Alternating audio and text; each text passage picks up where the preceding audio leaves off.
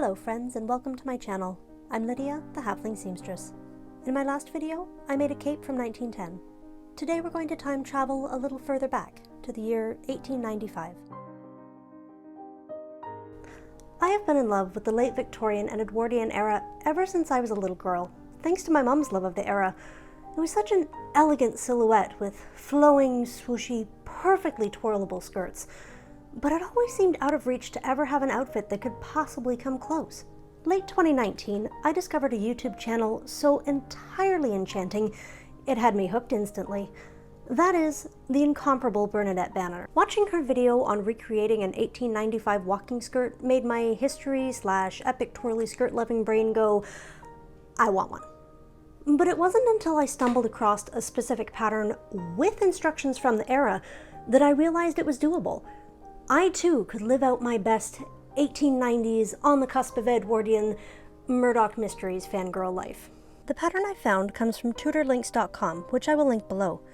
The pattern comes gridded, which is immensely helpful for sizing up and drafting your own pattern. I have heard that gridded wrapping paper is ideal for this situation, and I can see why.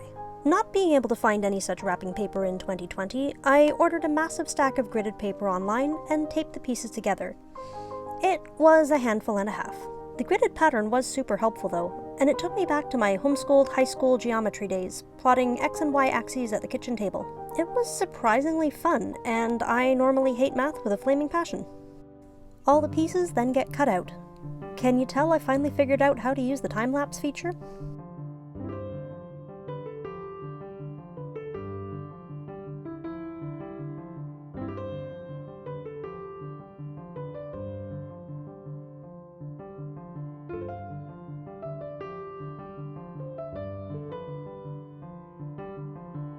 Then it's time to start marking and cutting. I didn't want pins to affect the fabric in any way, so I used a handful of heavyish things around my room as pattern weights.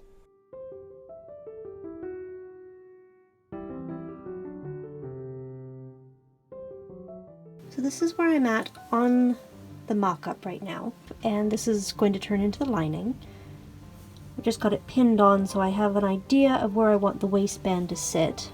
I made it up as the pattern directed because I wanted to see exactly how much I would need to cut off at the end.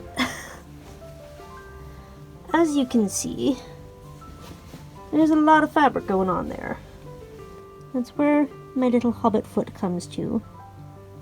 And that's how much extra fabric is left, so we got some trimming in order. I marked down a decently rough estimate of how long I wanted the hem to be, and gave myself a few extra inches to be safe. It's far better to cut the skirt too long and need to trim it more. You can't add length after you cut it off. Well, technically you could, but it wouldn't look as nice. For the main fabric, I am using this beautiful brown and blue plaid wool that I found online, at a store that turned out to be only an hour down the road. Small world, that. Once I was happy with the new length, I made the adjustment on my pattern and prepared my outer fabric. And now it is time to cut out my beautiful wool, once again using heavyish household objects to hold the pattern down. I didn't worry about pattern matching for this first skirt attempt, but I was grateful for such a symmetrical pattern, which allowed me to save a bit of space. The pattern does not come with seam allowances built in, so I cut out my pieces with a 1/2 inch seam allowance, occasionally erring on the generous side. So, further proof that I am a hobbit, I bought 5 yards of this fabric. This is my stack of 7 gourds for the skirt. This is how much I have left. Some of it may be to do with how I cut it out, but I dare say I'll have enough when all this is done to make a matching capey-kin thing. Now begins the longest and most tedious part of the process, flatlining. This is a historical method of lining, where you treat the outer fabric and lining as one singular fabric. This is done by basting them together along the edges and in the middle, so there's no creases or bubbling. I used a running stitch for the edges and large pad stitches for the center areas. The hardest part is making sure it stays completely flat, with no puckering. After the pad stitching is complete, I basted the seams together to make sure that when I sewed the panels there wouldn't be shifting. Pins are good, but they warp the fabric ever so slightly, and on some garments it can make quite a difference. Now it's finally time to take it all to the sewing machine. As the Victorians are fond of teeny tiny stitches, I used the smallest stitch on my machine. It also gave me a little extra peace of mind, as the skirt ended up quite heavy at the end. The first seam here is the back. I started the seam 10 inches down from the waist to accommodate a placket. If you notice extra stitches along the side there, it's because my lining began its life as a bedsheet. 10 points for upcycled material. Once everything is seamed together, the basting and flat lining stitches can come out. So I have been trying to get my pocket situation sorted out since last night. I drafted out the pattern that came with it, which looks very much like a 18th century pocket, but try as I might, I cannot figure out how to get this in here at all. So I think I'm going to deviate from the instructions just a little bit, and I'm going to use my go-to pattern piece and just draft my pockets from there, because I know that that'll work.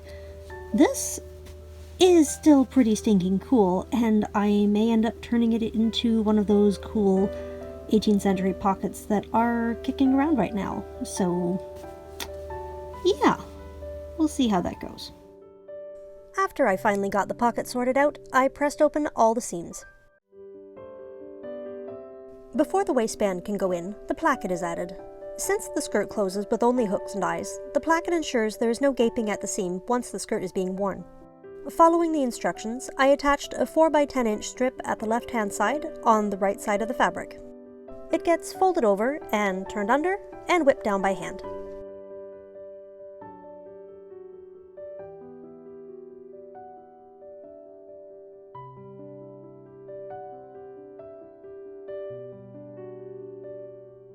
It also gets a generous press to make sure it lies as flat as possible.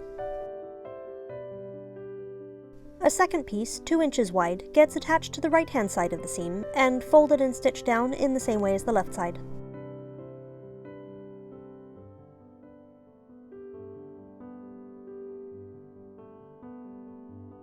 The excess width of the skirt gets pleated in the back and stitched to hold it in place.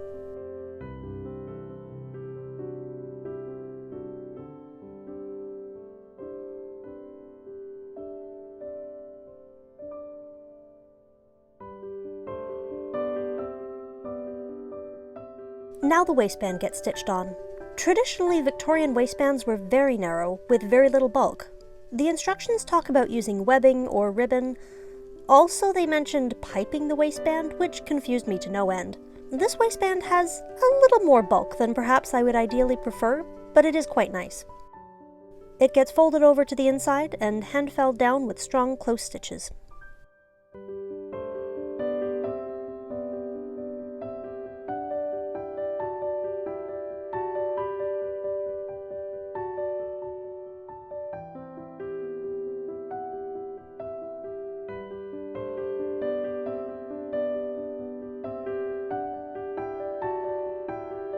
The next step, the instructions say, is to put the skirt on a stand and let it hang for at least a day.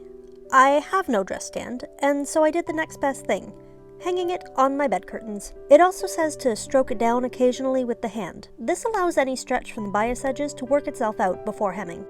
Once the skirt hung for a day or two, it was time to hem. I tried the skirt on, remembering to do so while wearing the shoes I was most likely to be wearing it with, and marked the hem length.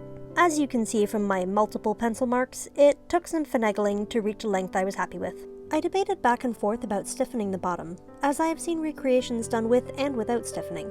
The instructions state that, in Paris, many of the best dressmakers are not putting any stiffening in the skirts, but in some of the first houses in London, stiffening is used. Stiffening helped give the skirt the ideal silhouette, and kept the hem from getting caught in between ladies' legs as they walked. It was typically a stiff canvas or tarlatan. As tarlatan is prohibitively expensive to get in Canada, I decided to go with the Parisian style and turn up the skirt with a piece of the material. To start, I turned up the hem and basted it down to hold it in place. Then I used the base of my pattern pieces to cut out the facing, first removing the equivalent amount of where I had turned the hem up already. This does render the pattern unusable for future projects, but I'll probably want to experiment and improve my drafting on the next skirt anyway. Before the facing gets stitched on, the hem gets pressed to ensure clean, sharp lines and a fully flat surface to stitch the facing to. The facing pieces get turned under and pinned right side up to the hem of the skirt, just above the fold. Once it's pinned all the way around, it gets felled down with little whip stitches.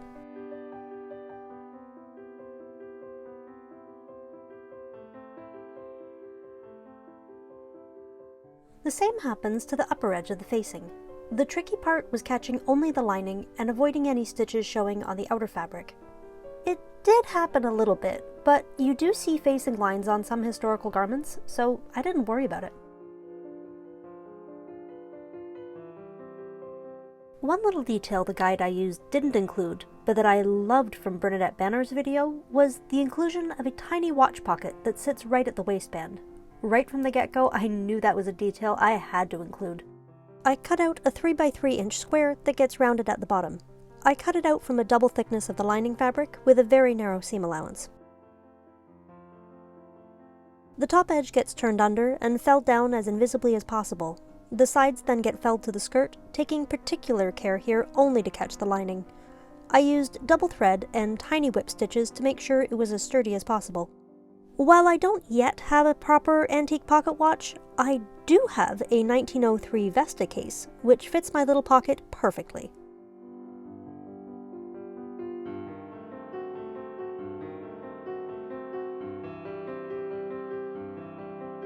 It then fastens with a pair of hook and eyes.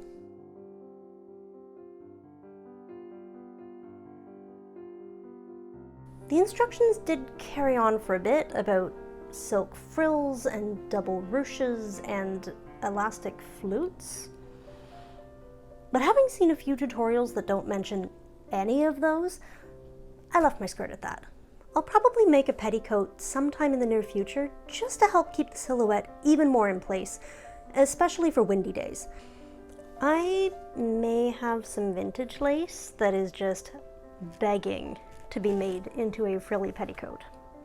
This was a project that seemed really daunting at first, but ended up coming together remarkably quickly. I love it. I mean, I really love it. I've made a few different kinds of skirts now, and this is absolutely my favorite. I need more 1890s skirts in my life, like yesterday. I wish I could wear it all the time and everywhere. It instantly makes me feel like I time traveled back to the late 1890s, and going around town made me feel like I was in my own personal episode of Murdoch Mysteries.